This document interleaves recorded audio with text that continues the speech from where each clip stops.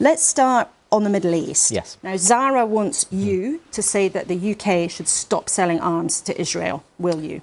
Well, the situation in Gaza continues to be horrific. Tens of thousands of people lost their lives, including many women and children. I look on and am completely horrified. It's why I've been calling for an immediate ceasefire for some time. It's why I want to see the humanitarian aid, the UN aid, get in there and get more of it get in there. Of course, like everybody else, I want to see hostages released immediately. Should the UK stop selling arms? But on this Israel? issue of Rafah, let me be very clear.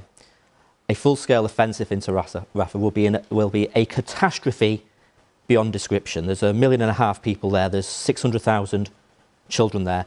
And if that full-scale offensive goes ahead, I do not want to see British-made weapons, components that are parts of weapons, used in that offensive. So we've both called for the legal advice to be published. That's unprecedented, but in the circumstances we think it should be published. But we do not think that those arms sales should go ahead if this desperately devastating Rafah offensive, which it will be, is embarked upon. So you are agreeing then President Biden's position, rather than the Foreign Secretary, that if the Rafah attack goes ahead, no more British... I do not want to see British weapons used in that Rafah offensive.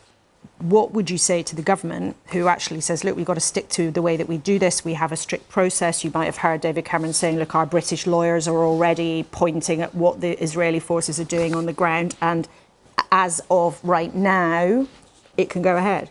Well, look, you know, we want to see the legal advice. And I do not understand the British government's position, given that in previous conflicts, both the David Cameron government, Gordon Brown, Margaret Thatcher have all made decisions around suspensions of arms sales. So we need to see the legal advice.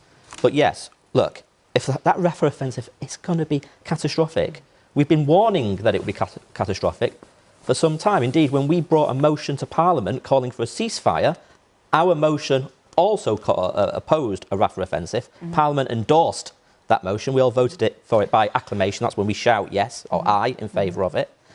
So look, if that goes ahead, we do not want to see British weapons used in it.